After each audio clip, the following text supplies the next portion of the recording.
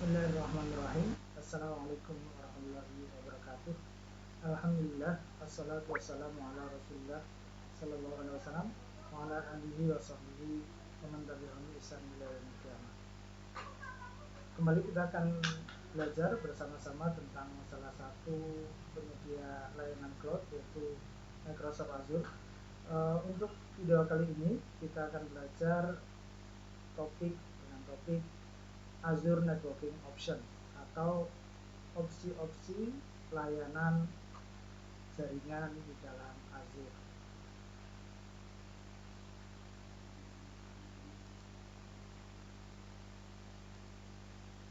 Tujuan dari pembelajaran ini adalah yang pertama, bagaimana kita akan pelajari bagaimana sebuah Azure Virtual Network menyediakan komunikasi jaringan yang aman di antara sumber daya seperti virtual mesin ataupun sumber daya jaringan yang lain.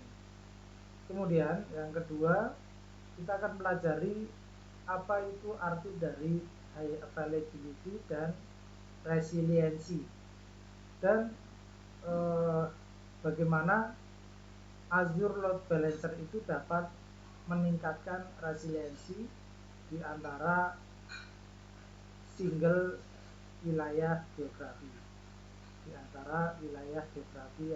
single. Kemudian apa itu latensi? Kita akan pelajari apa itu latensi dan bagaimana traffic manager itu membantu mengurangi network latensi dan menyediakan resiliensi melalui lokasi geografi.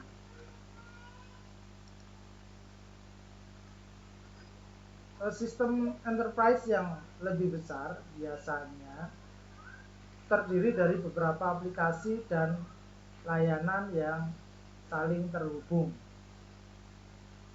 dan bekerja sama.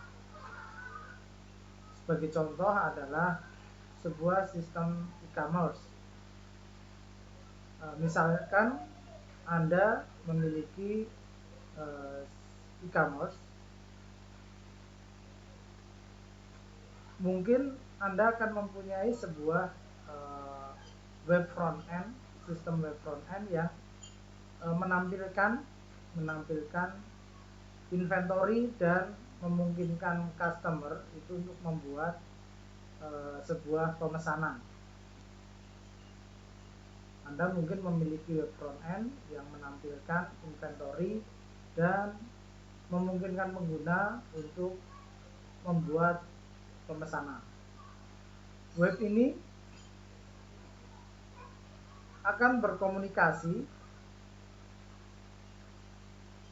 dengan berbagai layanan web yang lain untuk menyediakan data inventory, mengelola user profile, memproses kredit card, kartu kredit, dan meminta pemenuhan pesanan yang sedang diproses.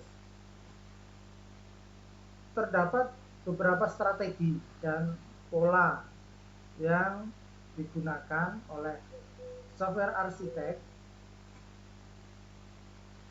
dan desainer untuk membuat sistem yang kompleks ini lebih mudah untuk dirancang, dibangun, dikelola, dan dipelihara. Salah satunya adalah loosely coupled architectures.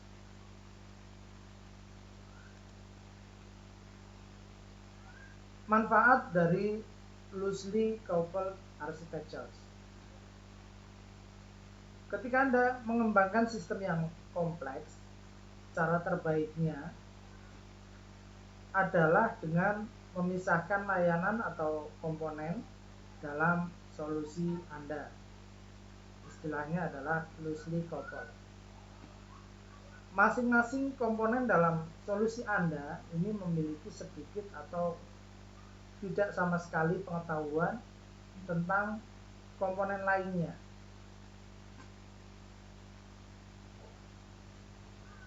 Komponen-komponen ini hanya perlu mengirim dan menerima data. Mereka tidak perlu tahu bagaimana data itu dibuat atau diproses oleh seluruh sistem. Namun, komponen-komponen ini perlu menyepakati standar komunikasi. Jadi, kenapa memisahkan komponen atau layanan menjadi begitu penting? Yang pertama adalah layanan yang loosely coupled ini dapat diperbarui secara terpisah. Ini berarti Anda sebagai developer dapat membuat perubahan selama strategi komunikasi tetap konsisten dan tim development Azure dapat terus memperbarui dan meningkatkan fitur dan kinerja tanpa mengganggu solusi Azure yang ada. Selain itu, arsitektur ini juga memungkinkan layanan untuk diganti tanpa dampak yang signifikan ke seluruh sistem. Misalnya ada opsi penyimpanan baru yang lebih cepat, baru saja dirilis. Jika komponen penyimpanan baru tersebut dapat memahami data yang sama, maka arsitektur Anda dapat diubah tanpa memperbarui komponen lain di dalam solusi Anda. Selanjutnya, this approach makes it easier for you to add solutions. Jadi pendekatan ini akan membuat Anda lebih mudah untuk menambah solusi. Misalnya, Anda ingin menambahkan pemrosesan data sebelum penyimpanan. Anda dapat mengubah aliran pengiriman data ke rute yang melalui komponen baru yang memproses data, kemudian mengirimkannya kembali ke layanan penyimpanan. Kemudian yang terakhir, the loosely coupled services can be increased proportionally according to the amount of data traffic. Layanan yang loosely coupled ini dapat ditingkatkan secara proporsional sesuai dengan jumlah lalu lintas data. Ini berarti Anda dapat meningkatkan hanya layanan yang benar-benar membutuhkan sumber daya tambahan dan menghindari membayar sumber daya yang tidak digunakan.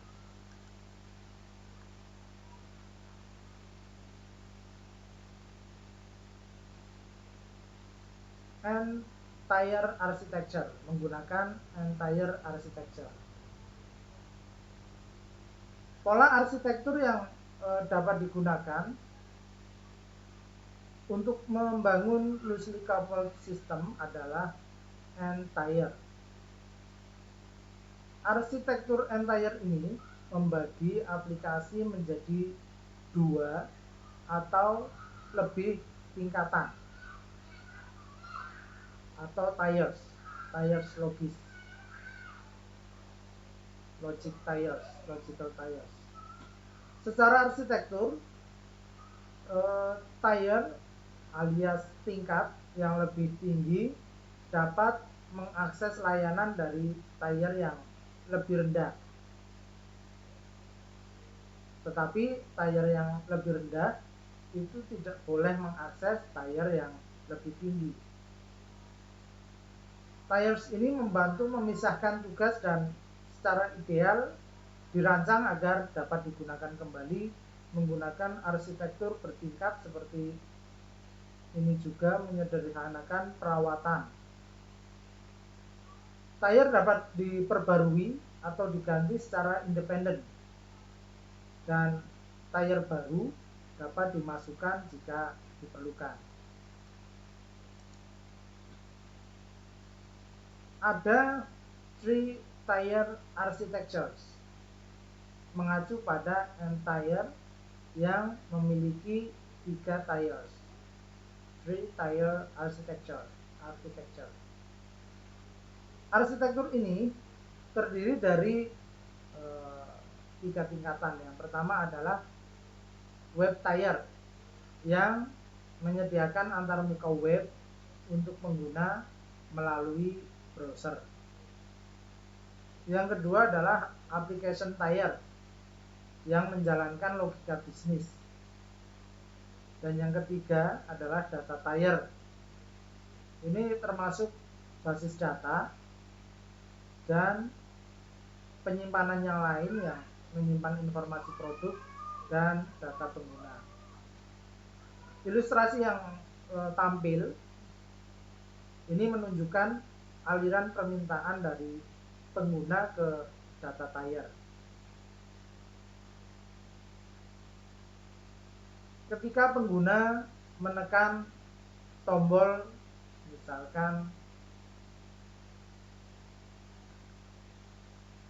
tombol pesan atau tombol beli, maka permintaan akan dikirim ke web tier bersama dengan informasi pengguna.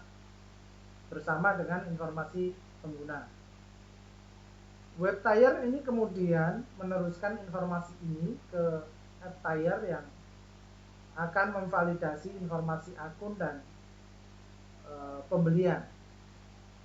Selanjutnya, app tier ini dapat menyimpan data melalui data tier untuk dicatat transaksinya dan diambil ketika dibutuhkan.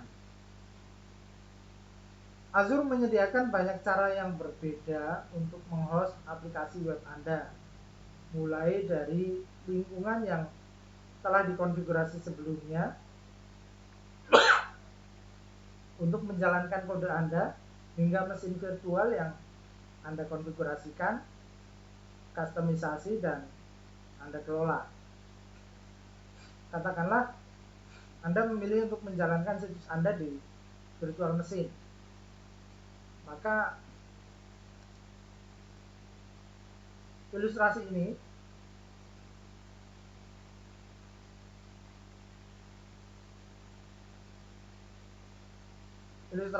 berikut ini akan menunjukkan three-tier architecture yang berjalan pada mesin virtual dengan fitur keamanan yang diaktifkan untuk membatasi permintaan yang masuk.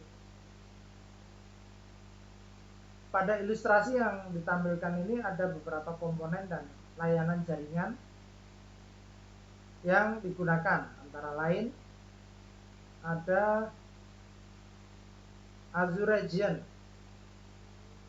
Azure Region adalah satu atau lebih data center Azure yang berada dalam lokasi geografis tertentu. Misalnya East US, West US, Southeast Asia. Ini adalah contoh dari region. Dalam contoh ini, aplikasi Anda berjalan di region East US. Kemudian ada virtual network.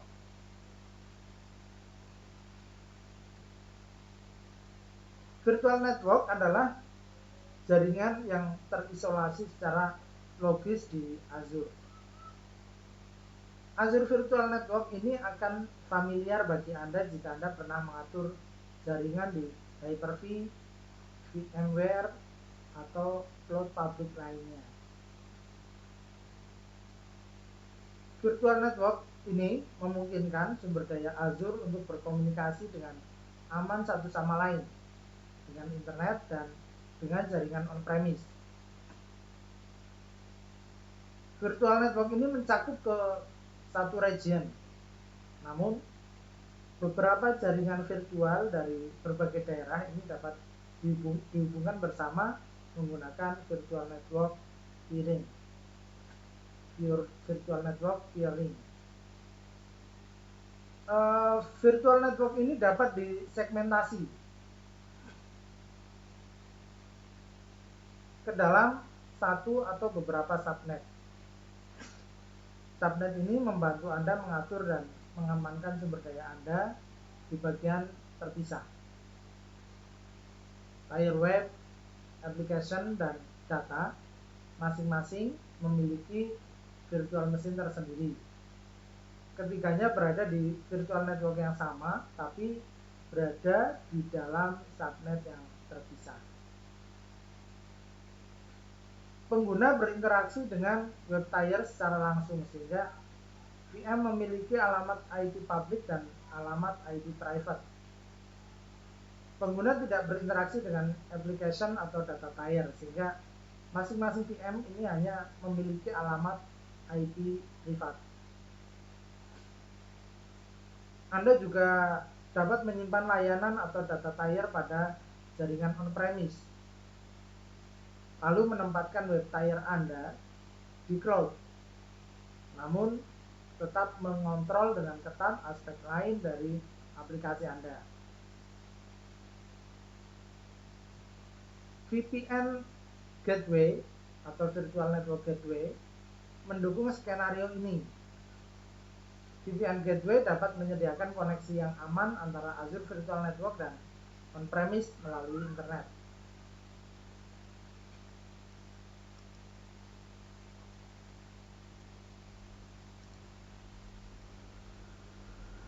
Ini tadi apa Azure Region? Azure Region adalah satu atau lebih data center Azure yang berada dalam lokasi geografis tertentu, seperti East US, West US, dan Southeast Asia. Itu adalah contoh dari region. Kemudian virtual network. Virtual network tadi adalah jaringan yang terisolasi secara logis di Azure. Azure Virtual Network ini akan familiar bagi Anda jika Anda pernah mengatur jaringan pada Hyper-V, VMware, atau public cloud yang lainnya. Virtual Network ini memungkinkan sumber daya Azure untuk berkomunikasi dengan aman satu sama lain dengan internet dan dengan jaringan on-premise. Virtual Network ini mencakup satu region. Namun, beberapa jaringan virtual dari berbagai daerah dapat dihubungkan bersama menggunakan Virtual Network Peering. Virtual Network ini dapat disegmentasi ke dalam satu atau beberapa subnet. Subnet ini akan membantu Anda mengatur dan mengamankan sumber daya Anda di bagian yang terpisah. Kemudian Network Security Group. Apa itu Network Security Group? Atau NSG. NSG ini mengizinkan atau menolak lalu lintas jaringan masuk ke sumber daya Azure Anda. Bayangkan NSG sebagai firewall yang berada pada cloud untuk jaringan Anda. Misalnya, perhatikan bahwa VM di tingkat web ini memungkinkan lalu lintas masuk pada port 22, yaitu SSH, dan port 80 atau HTTP. NSG dari VM ini memungkinkan lalu lintas masuk melalui port-port ini dari semua sumber. Anda dapat mengkonfigurasi NSG untuk menerima lalu lintas hanya dari sumber yang diketahui, seperti alamat IP yang Anda percayai. Scale with Azure Load Balancer, menskalakan dengan Azure Load Balancer. Anda telah memiliki website yang berjalan di Azure. Lalu bagaimana memastikan bahwa aplikasi Anda dapat berjalan 24/7, 24 jam 7 hari. Misalnya, apa yang akan terjadi ketika Anda perlu melakukan perawatan mingguan? Layanan Anda akan tidak tersedia selama proses maintenance, karena situs Anda itu menjangkau pengguna di seluruh dunia. Tidak ada waktu yang tepat untuk menghentikan sistem Anda untuk pemeliharaan. Anda juga dapat mengalami masalah kinerja jika terlalu banyak pengguna terhubung pada saat yang sama.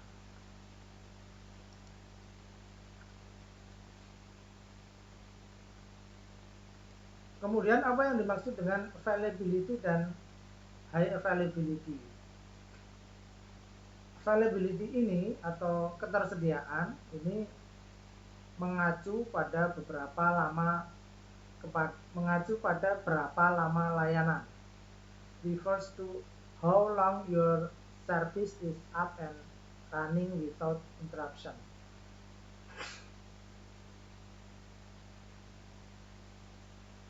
Berapa lama layanan Anda berjalan tanpa ada gangguan.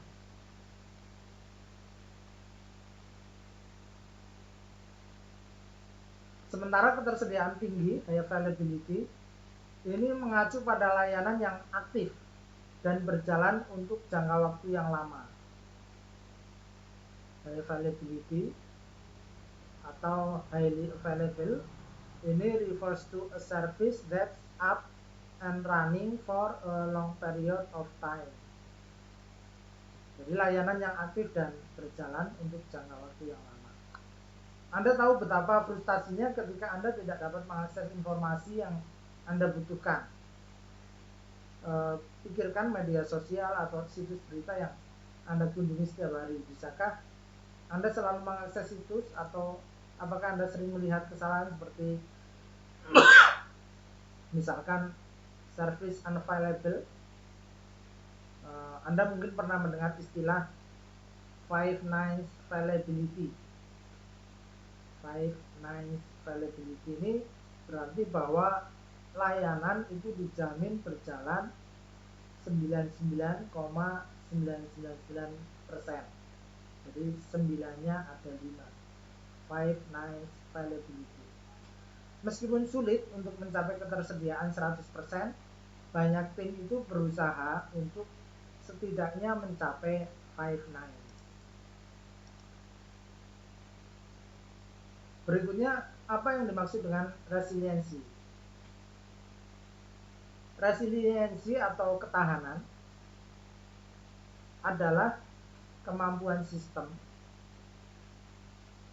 untuk tetap beroperasi selama kondisi abnormal. Kondisi ini meliputi natural disaster atau bencana alam, pemeliharaan sistem, termasuk pembaruan perangkat lunak, lonjakan lalu lintas ke situs Anda, dan juga ancaman yang dibuat oleh pihak lain seperti misalkan serangan DDoS. Bayangkan tim pemasaran Anda yang ingin melakukan flash sale untuk mempromosikan produk baru. Anda mungkin dapat memperkirakan lonjakan traffic besar pada website Anda. Lonjakan ini dapat memberatkan sistem pemrosesan Anda, menyebabkan aplikasi melambat atau bahkan berhenti dan mengecewakan pengguna Anda. Anda mungkin bisa merasakan kekecewaan ini. Sendiri. Pernahkah Anda mengakses situs e-commerce dan hanya menemukan web yang tidak berjalan?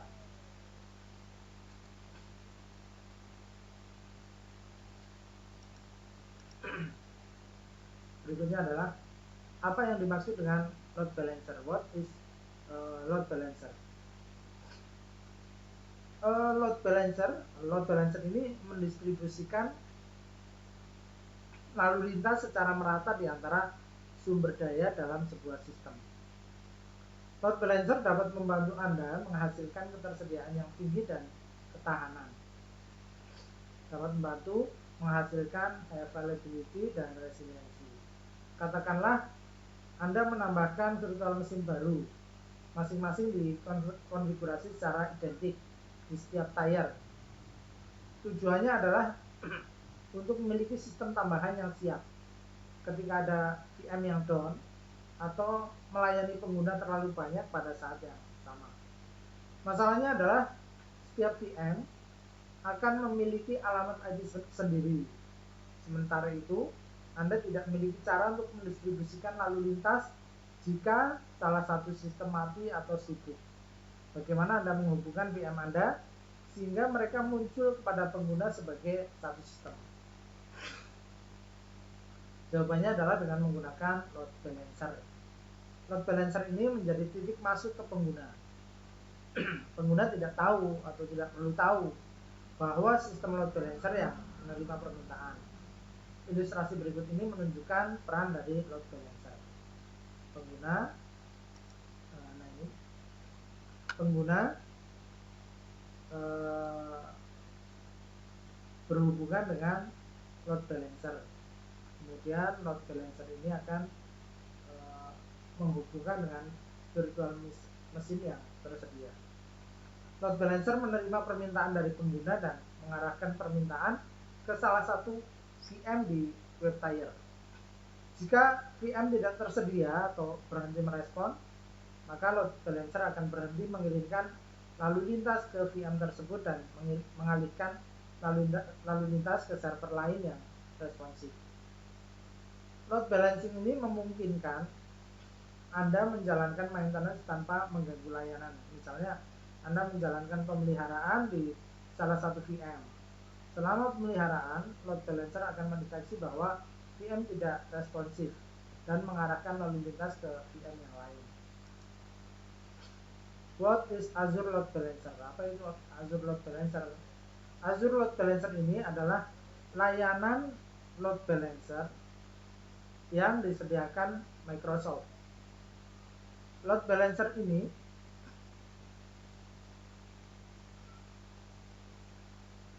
mendukung skenario inbound dan outbound, menyediakan latensi rendah dan throughput yang tinggi, dan bisa diskalakan hingga jutaan aliran untuk aplikasi Transmission Control Protocol atau TCP dan User Datagram Protocol atau UDP. Anda dapat menggunakan load balancer ini dengan lalu lintas dari internet. Lalu lintas internal layanan Azure, port forwarding untuk lalu lintas tertentu atau konektivitas keluar dari VM di jaringan virtual. Ketika Anda mengkonfigurasi software load balancer pada VM, terdapat sebuah kelemahan, yaitu Anda memiliki sistem tambahan yang perlu dipelihara. Jika load balancer down atau membutuhkan peliharaan rutin, maka Anda akan kembali ke masalah semula. Jika Anda menggunakan Azure Load Balancer, tidak ada infrastruktur atau perangkat lunak untuk dikelola. Anda menentukan aturan port forwarding berdasarkan IP sumber dan port ke satu set IP atau port tujuan. Nah, ilustrasi ini menunjukkan peran dari Azure Load Balancer dalam multi-tier architecture.